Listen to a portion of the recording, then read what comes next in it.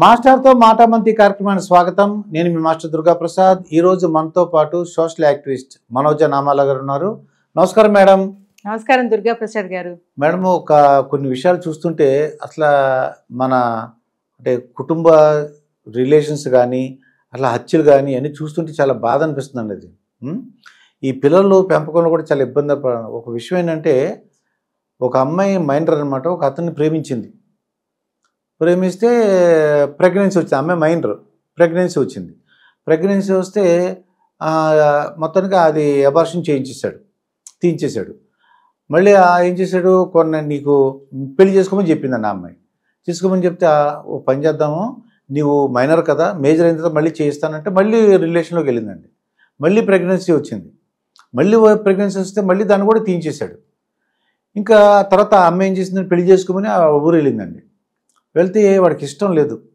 వాడు ఏం చేశాడంటే, వాడు ఇంట్లోకి రమ్మని చెప్పి వాళ్ళ అమ్మ సహకారంతో వరుసగా బాబాయిన ఇంకో అతనితో అత్యాచారం చేసేసి చంపేశాడండి.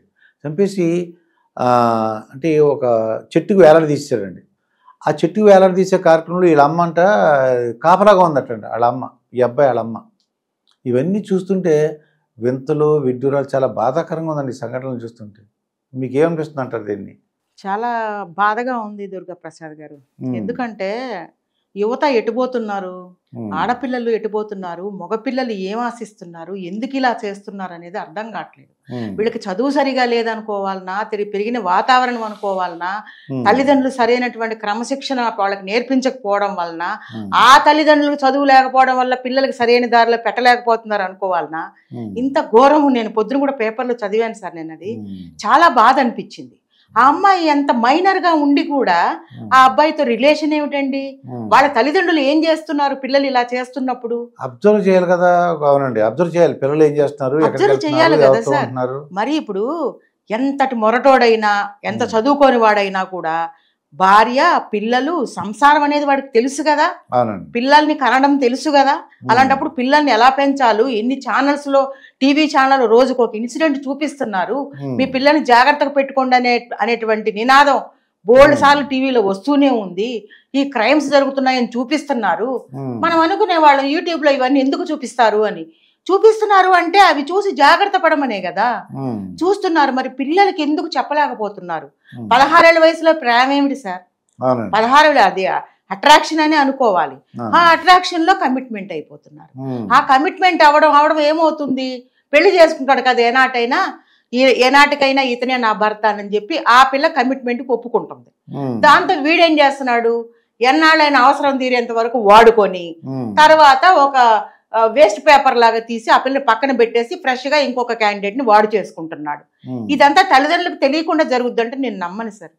ఆడపిల్ల తల్లిదండ్రులు ఈ రోజుల్లో ఎంత చెప్పినా కూడా ఒక జాగ్రత్త అనేది పిల్లల పట్ల తీసుకోవడం లేదు. ఇప్పుడు ఆ అమ్మాయి ఇన్సిడెంట్ లో చూడండి, వాడు 2 సంవత్సరాల నుంచి రిలేషన్ లో ఉండి పెళ్లి చేసుకుంటానని చెప్పి చేసుకోపోయేసరికి ఈ అమ్మాయి ఆ అబ్బాయి దగ్గరికి పోయింది. పోవడం ఆ పిల్లని లోపల తీసుకెళ్లి మళ్ళా వాళ్ళ బావ వరుస అయినటువంటి ఒకటి తీసుకొని వచ్చి చివరాఖరిగా అమ్మాయిని మరొకసారి రేప్ చేసి ఆ అమ్మాయిని తీసుకోపోయి చంపేసి పొదల్లో పడేస్తే తల్లి సపోర్ట్ చేస్తుంది. అంటే తల్లికి వీళ్ళ రిలేషన్ మొత్తం స్టార్టింగ్ నుంచి తెలుసు. అంటే అబ్బాయి తల్లి నిజంగా పెద్దవాడు కూడా చెప్పాలి కదా. నేను అనేది అదే, కొడుకును కన్నా తల్లిదండ్రులు, కూతురును కన్నా తల్లిదండ్రులు ఏం చేస్తున్నారు? కడుపుకి అన్నమే తింటున్నారు కదా. మరి పిల్లలకి సరే ఏం చేస్తుంది, ఈ అమ్మాయి ఎక్కడికి పోతుంది, బయట ఎవరితో తిరుగుతుందా అన్నటువంటి చిన్న విషయాన్ని గ్రహించలేరా సార్? ఇప్పుడు అబ్బాయి తల్లి అని చెప్పాలి కదండి. పెద్దవాడు ఆడాడు, కుర్రోడు వయసు పని అంటే ఏం చేసినా తెలియదేమో అని అనిపించింది అనుకోండి సార్. ఆవిడ ఖచ్చితంగా అన్ని విషయాలు తెలుసు సార్, తెలియకుండా ఏం జరగలేదు, తెలిసే జరిగింది. మరి తప్పు కప్పుకుంటుంది అంటే ఏంటి? తన కొడుకు ఎంజాయ్మెంట్ కి తను సహకరిస్తుంది అనమాట. రేపొద్దున మళ్ళా కట్నమో కానుకో తీసుకుని మళ్ళీ ఫ్రెష్ గా ఒక కోడలు ఇంటికి రావాలా? దేనికి? గొడ్డు చాకరీ చేయడానికి, పిల్లల్ని కంటానికి, ఆడితో కాపురం చేయడానికి, తనకు అసిస్టెన్స్ చేయడానికి మళ్ళీ ఒక ఫ్రెష్ కోడలు కావాలి. కొడుకు అవసరాలు తీర్చడానికి ముందు ఒక అమ్మాయి ఉండాలి. ఆ అమ్మాయిని ఇప్పుడు చంపి పడేశారు. ఆ తల్లిదండ్రులకు ఎంత క్షోభ. ఇందులో తల్లిదండ్రులు తప్పు ఉందని అనుకున్నప్పటికీ ఈ పెద్దవాడు ఏం చేస్తుంటే వాళ్ళిద్దరు కలిపి, ఆ బాబాను ఇతను కలిపి చెట్టుకు వేలాడి తీశారట, అంటే ఆత్మహత్యలాగా చిత్రీకరించడం. దీనికి అమ్మ కాపలా అంటాడు. కాపలా ఎంత క్రిమినల్, అంత చిన్న ఏజ్ లో ఇంత క్రిమినల్ మైండ్ అలా ఉంటదని ఎవరు కనిపెట్టగలరు సార్? కేవలం పేరెంట్స్ కే తెలుసు తన బిడ్డలు ఎలాంటి వాళ్ళు.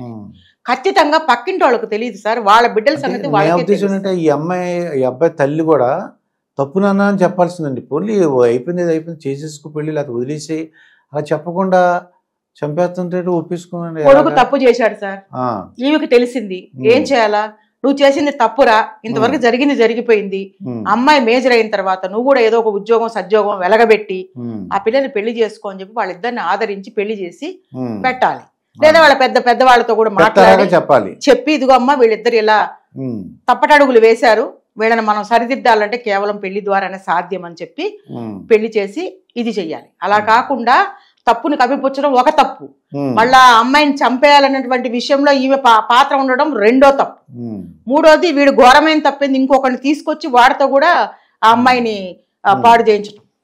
ఎన్ని తప్పుల మీద తప్పులు, ఒక తప్పు దాచి పెడితే ఇంకెన్ని తప్పులు దాని మీద తప్పు జరుగుతానే. ఇలాగా అంటే వాళ్ళ ఆత్మహత్యగా చిత్రీకరించాలనుకున్నప్పుడు నేను అనుకోవడం అంటే పోలీసులు కానీ ఎవరు కనిపెట్టలేరేమో, టెక్నాలజీ జనరల్ ఏమవుతుందంటే ఫోన్ తీసుకుంటారు, పోలీసులు ఫోన్ తీసుకుని లాస్ట్లో ఎవరికి ఫోన్ చేశారు, వీడు ఫోన్ తీసుకున్నా ఆ అమ్మాయి ఫోన్ తీసుకున్నా రమ్మని చెప్పాలిగా, ఇంటికి వస్తున్నట్టు వస్తుంది కదా, డెఫినెట్ గా ఆ లొకేషన్ తెలిసిపోతుంది గూగుల్లో. సార్ ఈ రోజుల్లో టెక్నాలజీ ఉంది, బ్రహ్మాండమైన టెక్నాలజీ ఉంది. వీడు కడుపులో కాదు కదా భూలోకంలో పెట్టినా కూడా పోలీసులు ఖచ్చితంగా వాడికి శిక్ష పడుతుందని వాడికి తెలియదేమో కనీసం. అంటే ఆ ఒక్క విషయంలో వాడు అమాయకుడు, మిగిలిన విషయాల్లో హీఈస్ వెరీ యాక్టివ్ పర్సన్. దొంగ తెలివితేటలు చాలా ఉన్నాయి కాబట్టి ఇంత ఘోరం.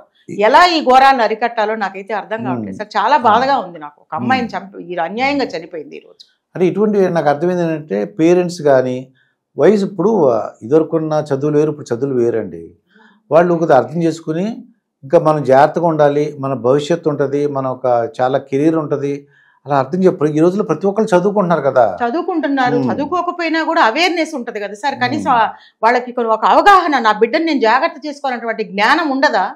అన్నం తింటున్నారు కదా సార్, జ్ఞానం ఉండాలి కదా.